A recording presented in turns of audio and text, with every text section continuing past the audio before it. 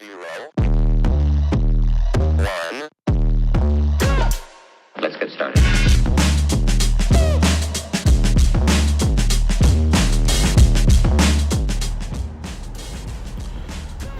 Welcome to Sound Doctrine. I'm Pastor Andre, and we are going to go over the next 2 days, line for line, that God created the earth. So, let's start with the reading.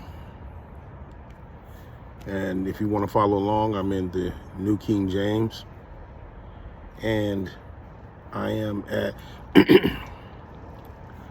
we are at Genesis 1:6. Genesis 1:9. That's where we're going to be starting today. All right.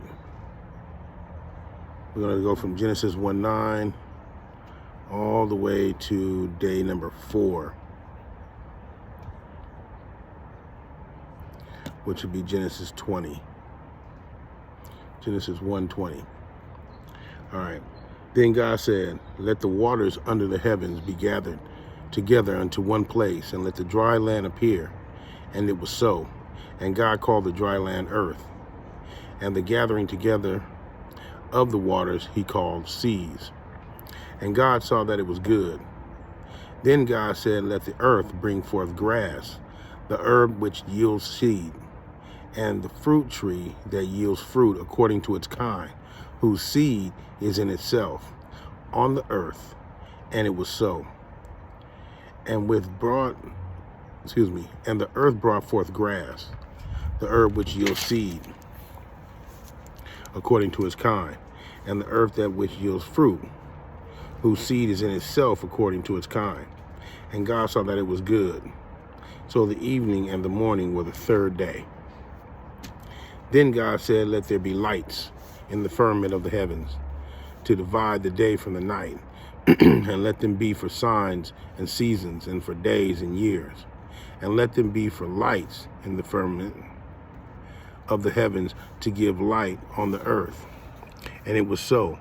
Then God made 2 great lights, the greater light to rule the day, and the lesser light to rule the night. He made the lesser light to rule the night. He made the stars also. God set them in the firmament of the heavens to give light unto the earth, and to rule over the day and over the night, and to divide the light from the darkness. And God saw that it was good. So the evening and the morning were the 4th day. We're going to stop right there.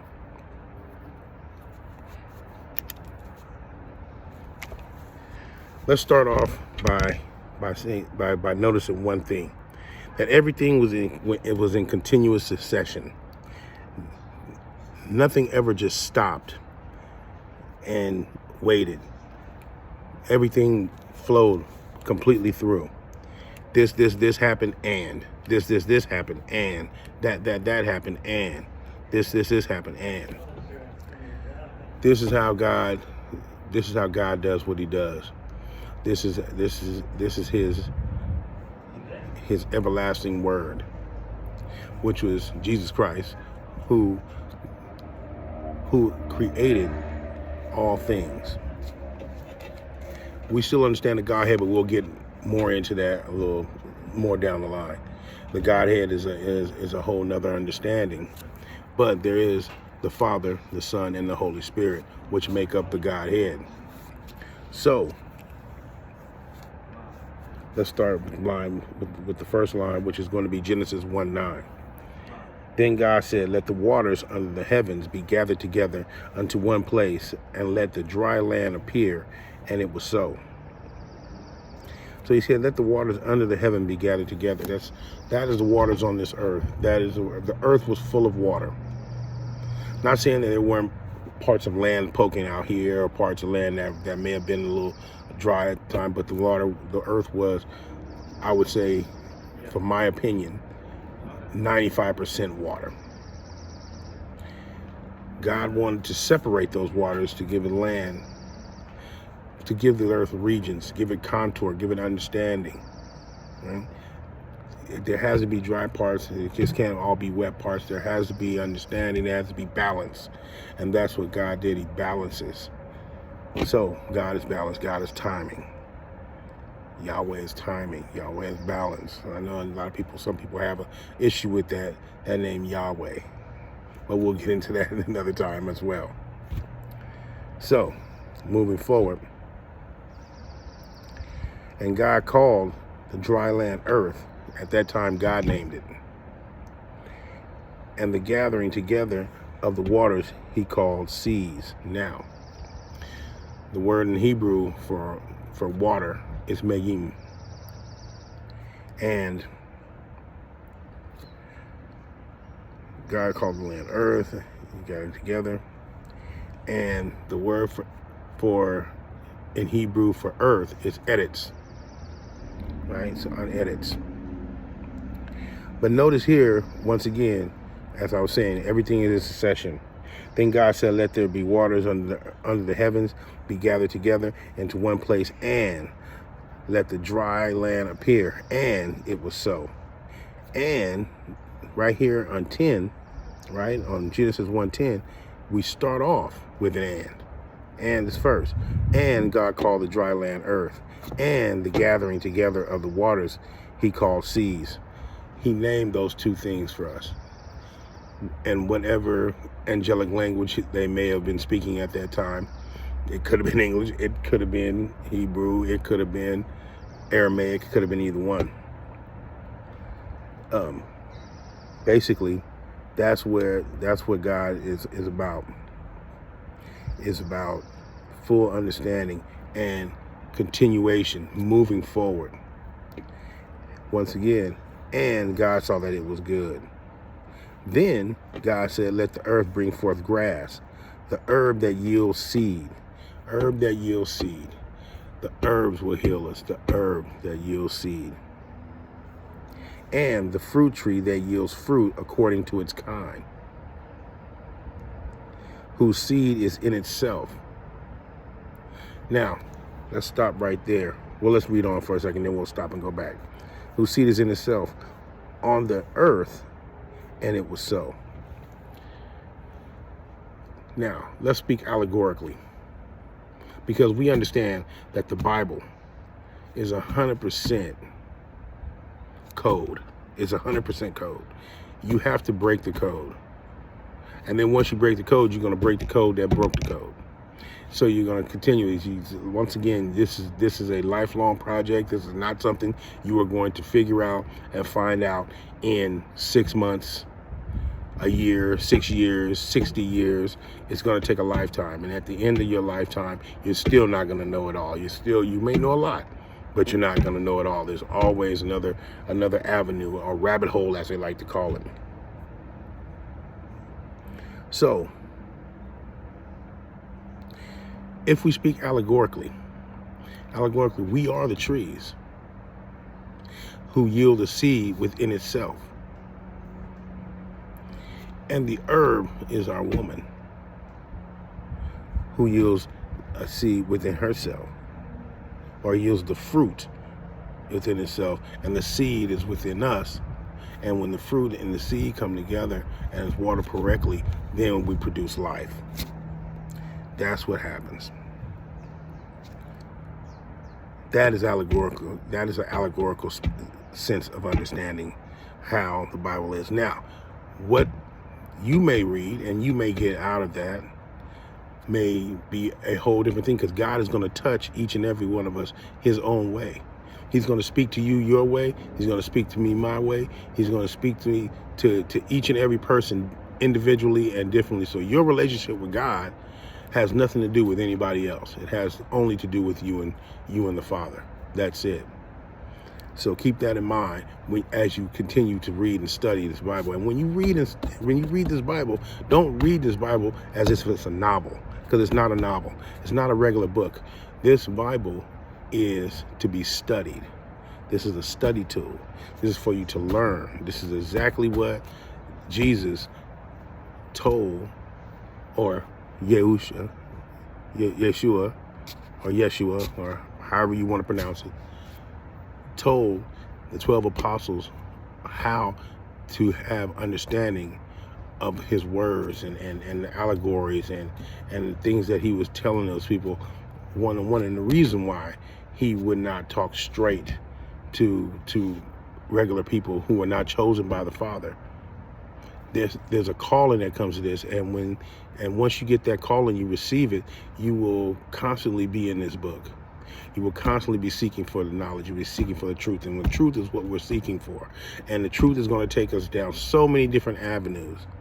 But you got to have the sound doctrine. That's the reason why I named it sound doctrine, because you got to have the sound doctrine to understand exactly what you're reading, exactly what to know, and nothing is false. We're not going to call it all false, because everything was given by God. Everything, every word that you read, everything that you see is all made by him and for him. But you got to use your spiritual sense and let it guide you. And the best way to feed and nourish that spiritual sense is through prayer. Okay, let's move on.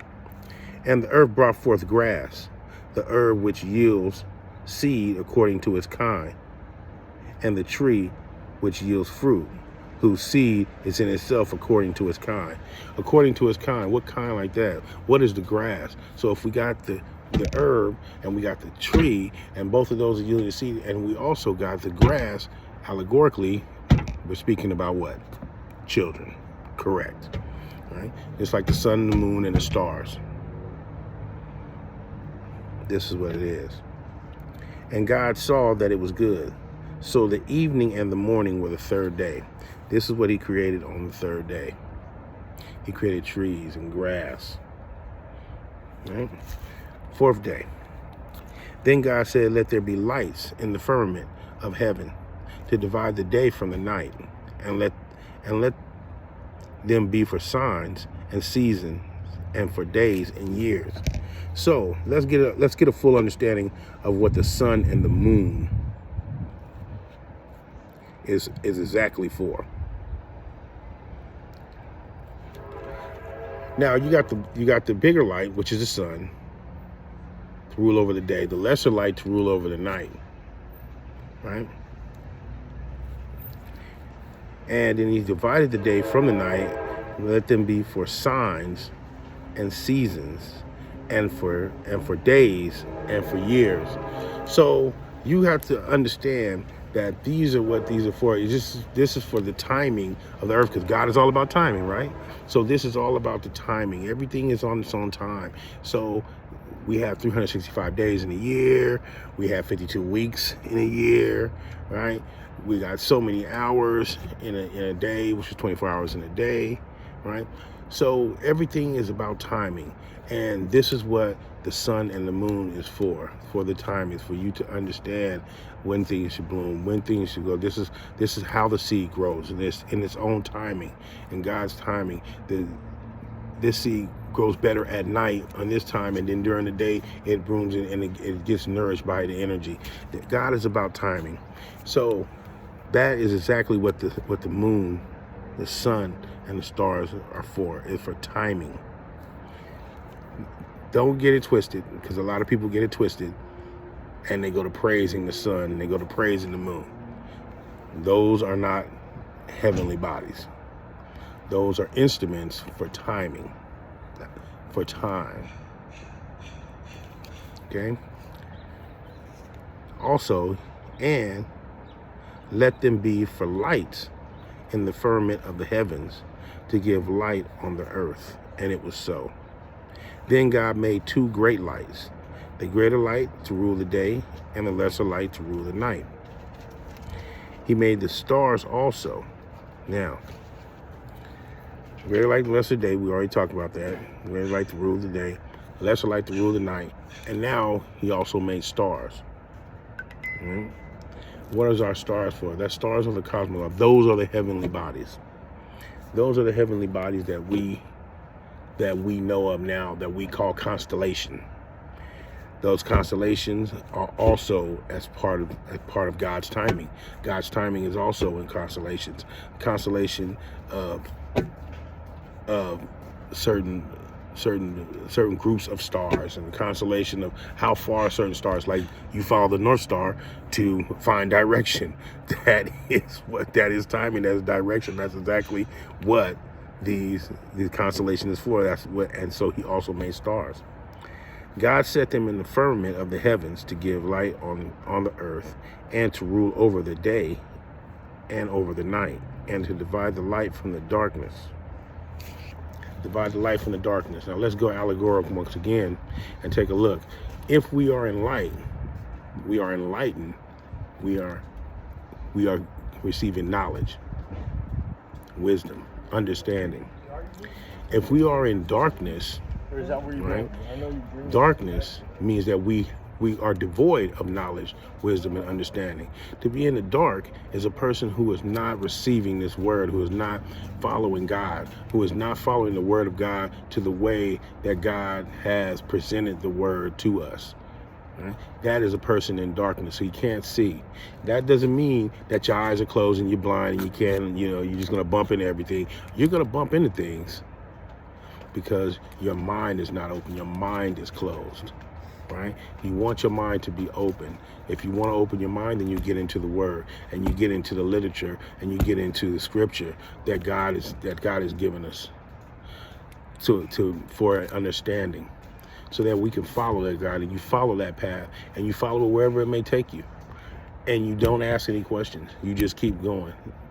Right? You don't ask God any questions. You just keep on going. And the questions that you do need to ask are, what is this? Not where am I going, but why is that? And when you arrive at a certain place, then you want to ask the question, what is this place? Yeah. And why this place is. And we already know who runs this place, who rules this place. Man rules earth. God rules the heavens, but man rules earth. That's how it was in place. That's how it's supposed to be. Moving on. Where are we at? We are at the night. We are here, and God saw that it was good. 19. So the evening and the morning were the fourth day. Now we're on day number 4. Day number 4 is, so far we have the heavens and the earth. The waters underneath the earth have been separated, so that land appears. God named the earth. He named the seas sea, or the waters sea, right? He put into the ground the trees, plants, flowers, herbs.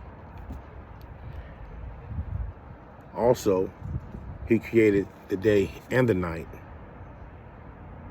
right? And he shaped the earth, formed the earth from non-formation. In other words, the earth had no form. It was devoid.